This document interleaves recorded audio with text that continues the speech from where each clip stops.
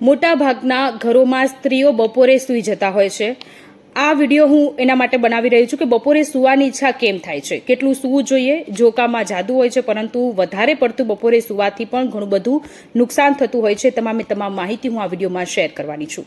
યોગ્ય રીતે અલ્પનિદ્રા લેવાના ફાયદા, બપોરે ઝોકું લેવાનો ફાયદો છે કે તમે જે જ્ઞાનાત્મક કાર્ય કરો છો એ સુધરી જાય છે, રોગપ્રતિકારક શક્તિ વધે છે, યાદશક્તિ વધે છે, તણાવ ઓછો થાય છે, હૃદયની તંદુરસ્તી સુધરે છે, સર્જનાત્મકતા વધે છે, એટલે કે તમે નવું કરવા માટેનું તમારું જે અંદરનું જે ઉત્સાહ છે તે વધે છે, મૂડ સુધરે છે અને સૌથી વધુ પાચન સુધરે છે.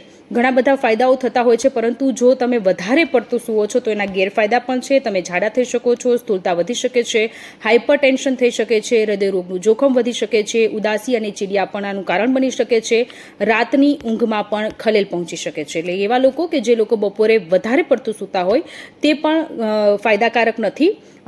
5 થી 30 મિનિટ સુધીનું ઝોકું લેવું જોઈએ બપોરે, જેનાથી ઘણા બધા ફાયદા પણ થતા હોય છે.